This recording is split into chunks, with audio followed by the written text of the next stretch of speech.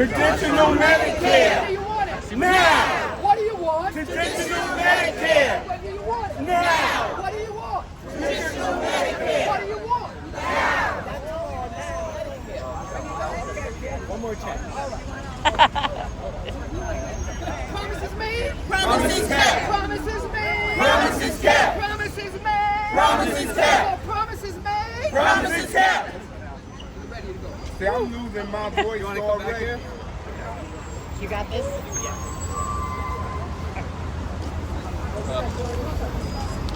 Good morning, everyone. How you feeling this morning? Are you ready to fight? Yes. Are you ready to fight? Yes. Because when we fight, We win. when we fight, We win. when we fight, We win. and we've been winning a lot in the past 4 years. It's 5 years. 5 years. But one thing we still need to get a victory on is passing legislation to codify the promises that were given to each and every one of you and given to 250,000 municipal retirees, and making sure that our city keeps that promise today, keeps that promise tomorrow, and keeps that promise forever. Promises made. Promises kept. Promises made. Promises kept. Promises made. Promises kept. And promises made. Promises kept. A few years ago, former council member Charles Barron introduced a bill to do just that. After he was term limited, I reintroduced the bill, formerly known as 1096, to make sure that we can do just that. And today, we are reintroducing that bill, a little bit of minor changes, a different number, which we will have fairly soon once we introduce it in City Hall, but it will protect your health care forever.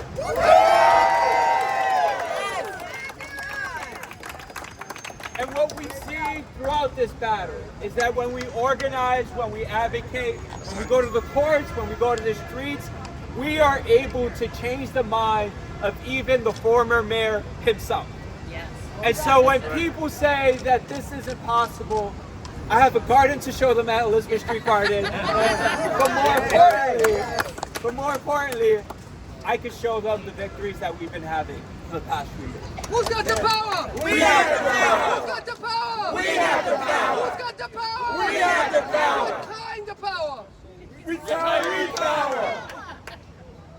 So the key thing that this legislation would do is to stop any opportunity or strategy to diminish the health care that was promised to you. Whether that's limiting your network, whether that's changing your provider to give you a worse system, or increasing your copay. That will not happen when we pass this bill. We have heard the stories of retirees being frustrated, being scared, having anxiety every time they wake up, or every time they have to talk to their doctor or their provider. That is killing our people who have given so much for our city. You know, in the 70s and the 80s, not a lot of people even wanted to live in New York City. There was flight. During the major catastrophes that our city has faced, whether it's the blackout, the Bronx is burning, 9/11, the pandemic, Hurricane Sandy, on and on again, you came to work to make sure that people got the services that they need and that they deserve. What do we want? And What do we want? Traditional Medicare. Traditional Medicare. Traditional Medicare. When do we want it? Now. Said when do we want it? Now. Said when do we want it? Now. Said when do we want it? Now. And we're going to do just that. And so I'm happy to be here today to introduce the legislation.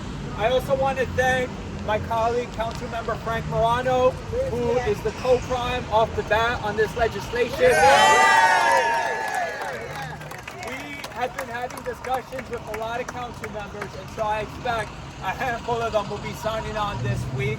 And once people come back from vacation in September, hopefully we can get a lot more at that point. But without further ado, I want to introduce someone who has been leading this fight for a really long time, who has flown across the country, who has been here whenever we needed her, who's been on Facebook Live more than she can count, and who has been waking up early on Friday mornings to make sure that you have a voice that's heard by tens of thousands of people. Let's give it up to Marianne.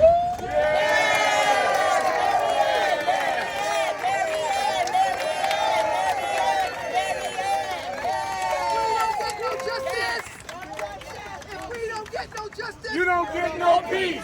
If we don't get no justice, You don't get no peace. if we don't get no justice, You don't get no peace. And you can take that to the bank. I want to thank everyone for coming out today, and I want to thank Councilmember Marte and Frank Morano for doing this bill. This has been a long road. 5 years ago today, this organization was born, literally, in the middle of the pandemic. We were each in our homes not being able to be together when we heard that the city of New York was going to take away our traditional Medicare and force us into a Medicare Advantage plan, and then try to force us to pay premium in violation of a city law that's been on the books since 1967. We got together and in a 2-hour meeting on August 13th, yes, it was a Friday, August 13th, 2021, we created this organization and we have been in court. We filed 3 lawsuits against the city. We have won 12 times across 3 different cases. This will now be the 3rd time we're bringing legislation to protect a retiree, and that shows that when a promise was made to a retired civil servant, that promise must be kept. promises made, Promises kept. promises made, Promises kept. promises made, Promises kept. promises made. Promises kept. Now, a city will want to try to make savings or balance the budget, but it should never be on the backs of workers or retirees. And we are going to keep reminding the city of New York, the mayor's office of labor relations, the mayor who still won't speak to me. And I've been very polite about that. Well, you gotta understand he's young. Well, that doesn't mean anything. But I've been asking once a month very politely, and I'm still ignored, but I'm not asking more of it because I don't want to be accused of stalking, but I'm being polite about it. But here's the deal. These people worked for decades. They've been retired for decades. A promise was made to them and they kept their end of the deal, and the city has to keep its promise. And we're going to hold them accountable to that. So I want to thank everyone that's been with us for the last 5 years. Thanks, because this is a grassroots funded organization. These people are literally funding this litigation on their small pensions. And we've been doing this for 5 years. It is time now to respect the retired civil servants of this organization, keep the promise that was made to them, protect us from being forced into a Medicare Advantage plan, and protect us from cost transfer for balancing the budget. So we're going to keep fighting, and I'm very glad that I have a hero here in a council member to support retirees' mission. Thank you. My body's aching, my budget's tight. Come on, man, make it right. My body's aching, my budget's tight. Come on, man, Get it right. My body's aching, my budget's tight. Come on, man, Get it right. or I'm coming to your office. I just want to give some clarifying information as well. The previous 2 versions of this bill, we had to do it from the floor of the city council. That means we had to sidestep the legislative process because the former speaker did not allow us to move to even introduce a bill, which is unheard of. She was useless. But this time, we have been able to introduce it through the legislative process with the bill drafting unit. And so they can no longer say that we didn't look at this bill before it was introduced. They can no longer say that our lawyers didn't have an opportunity to look at every single word to make sure if it was right or not. And so all those false narratives that they used the past 2 years against us, they can no longer be used today.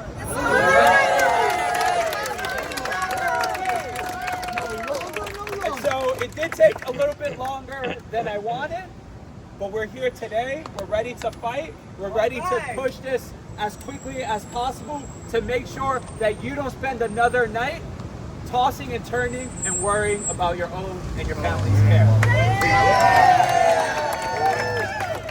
Get up, get down. New York is a great town. town. Get up, get down. New York is a great town. Get up, get down. New York is a great town. Get up, get down. New York is a great town. And so the last thing I ask of everyone is to reach out to your council members. You know, I'm sure they're going to see the news that this bill is going to be introduced. You can give them a friendly reminder that it has, just to make sure that they know that it has been, and please ask them to sign on to this legislation. I'm happy to take any questions from the press. Chris, so last time around, the heads of the public sector unions were able to block this bill, scare off the council people. This time around, what's different? What's the strategy? What do you think is different? I think there's a lot of momentum on our side, whether it's the recent decisions, the settlement.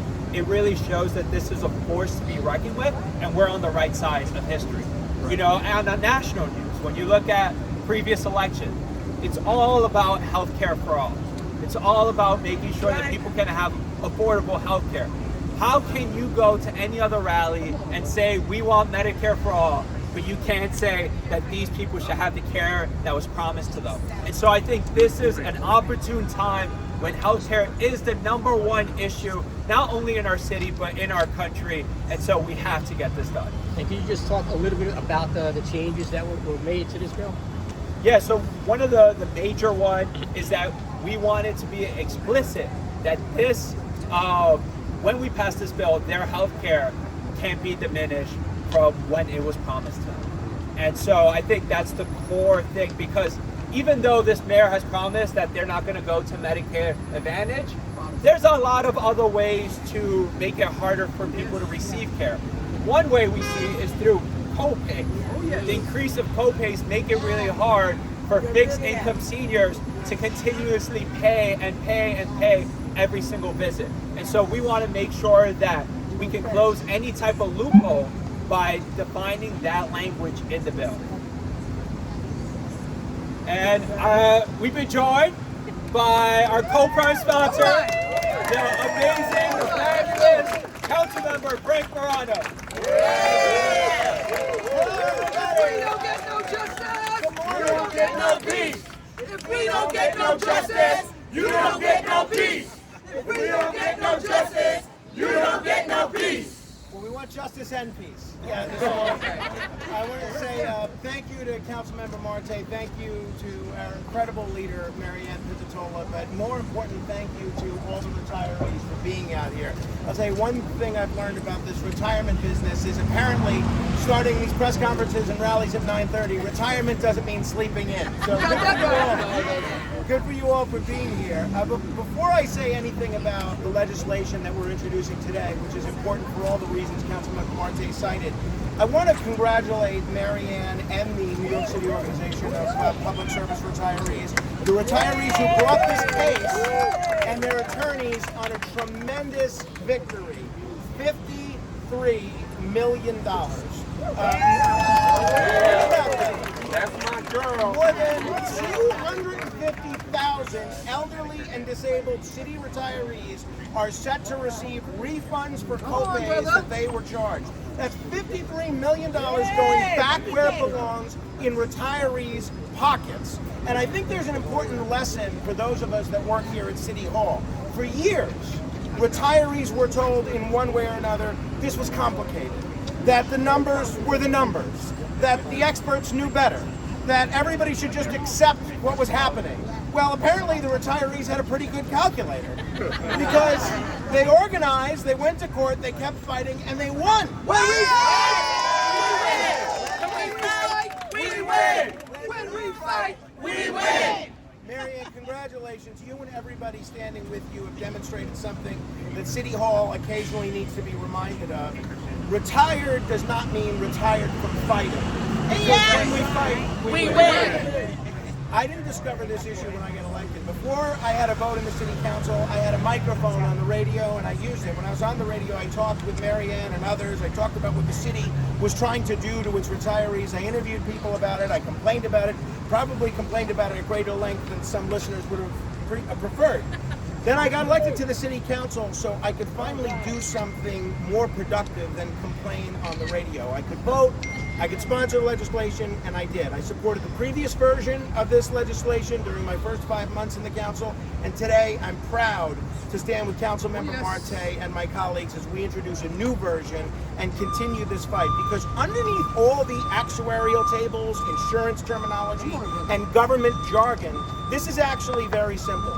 A deal is a deal. These retirees didn't suddenly demand some extravagant new benefit. They went to work for decades in some cases. They taught our children, they picked up our garbage, they protected our neighborhoods, they kept our schools, offices, and agencies running, and part of the deal was serve the city, earn your retirement, and these benefits will be there when you need them. You don't get to rewrite the deal after the work was already performed. Promises made. Promises kept. Promises made. Promises kept. Promises made. Promises kept. Promises made. Promises kept. Imagine a retired sanitation worker calling City Hall and saying, I've reconsidered, I'd like my Christmases back. Or a retired teacher saying, I've reviewed the arrangement and I'd like those 25 years of dealing with 8th graders returned to me. The city would say, rightly so, that that's ridiculous. Well, so is changing the bargain after somebody has already fulfilled their end of it. And that's why our legislation would protect Medicare-eligible retirees and their dependents from having their health coverage diminished below the protections they had at the end of 2021. Government talks constantly about rebuilding trust. Here's a good place to start. Keep your word. Yes. Because the $53 million victory that we're talking about today proves something else. You can fight City Hall, and win. sometimes City Hall loses. But retirees shouldn't have to hire lawyers and spend years in court every time somebody in government comes up with another clever way to reinterpret a promise. That's why we need legislation. That's why I'm standing here. I've been with you in this fight since before I had a vote. I'm with you after this victory. I'll be with you for the next one because a deal is a deal. A promise is a promise, and New York City needs to keep its promises to its retirees. Thank you.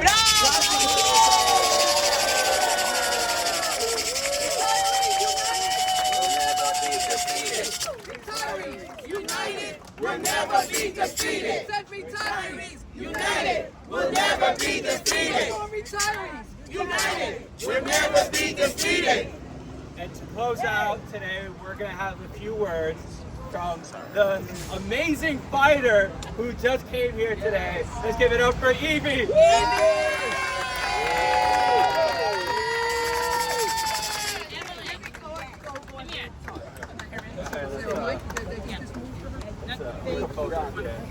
Thank you so much. Come here.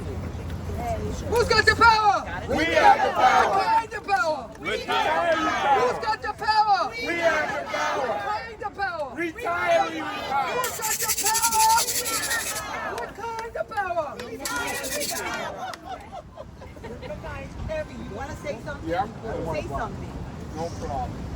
Fighters, we are standing up for ourselves, for our rights, for our children and our children's children, and we will never be defeated. On that note, I want to thank everyone for being here. I want to thank all the work and energy and sacrifice you have made to this point. We're going to keep on fighting. We're going to get this bill passed, and we're going to make it happen to make sure that you can retire in peace. Thank you all. Get down. New York is a praying town. Get up, get down. New York is a praying town. Get up, get down. New York is a praying town. Get up, get down. New York is a praying town. Get up, get down. New York is a praying town. Get up, get down. New York is a praying town. Get down. York is a great town. Awesome. Thank you.